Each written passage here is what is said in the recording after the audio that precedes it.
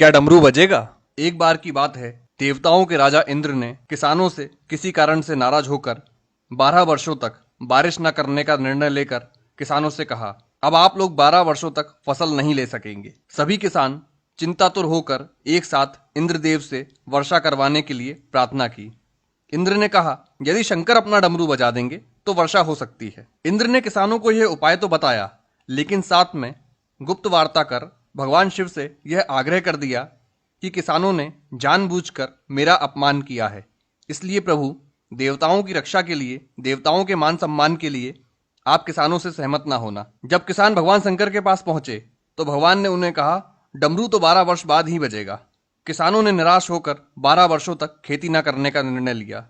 उनमें से एक किसान था जिसने खेत में अपना काम करना नहीं छोड़ा। वो नियमित रूप से खेत जोतना, निंदाई, गुड़ाई, बीज बोने का काम कर रहा था।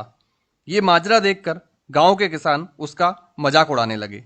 कुछ वर्षों बाद गांव वाले इस परिश्रमी किसान से पूछने लगे, जब आपको पता है कि 12 वर्षों तक वर्षा नहीं होने वाली है, तो अपना समय और ऊर्जा क्यों नष्ट कर रहे हो? उस किसान ने उत्तर दिया, मैं भी जानता हूं कि 12 वर्ष फसल नहीं आने वाली है, लेकिन मैं ये काम अपने अभ्यास के लिए कर रहा हूं, क्योंकि 12 साल कुछ न करके मैं खेती किसानी का काम भूल जाऊंगा। मेरे शरीर की श्रम करने की आदत छूट जाएगी, इसलिए काम मैं नियमित रूप से कर रहा हूं, ताकि जब 12 वर्ष बाद वर्षा होगी तब मुझे अपना काम करने के लिए कोई कठिनाई ना होगी। ये जो तार्किक चर्चा हो रही थी किसानों के बीच में, इसे माता पार्वती भी सुन रही थी। बात सुनने के बाद माता भगवान के पास पहुंची और सहज रूप से बोली, प्रभु आप भी 12 वर्षों के बाद डमरू बजाना भूल सकते हैं। माता पार्वती की बात सुनकर भोले बाबा चिंतित हो गए।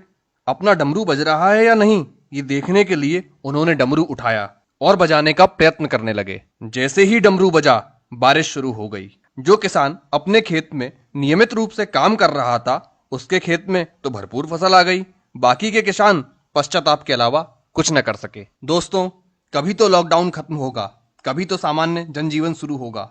नकारात्मक बातों पर अपना ध्यान लगाने की वजह हमें अपना कार्य, व्यवसाय से संबंधित कुशलताओं की धार पैनी करने का, अपनी अभिरुचि का अभ्यास बढ़ाने का काम करते रहना चाहिए। हमें कोशिश करनी चाहिए कि इस नए लॉकडाउन में हम क्या नया सीख सकते हैं, क्योंकि डमरू कभी भी बज सकता है। अगर आपको ये कहानी पसंद आई हो तो इसे अधिक से अधिक शेयर करें, ताकि लोग डमरू बजने के इंतजार में खाली न बैठें और कुछ अभ्यास करते रहें। धन्यवाद।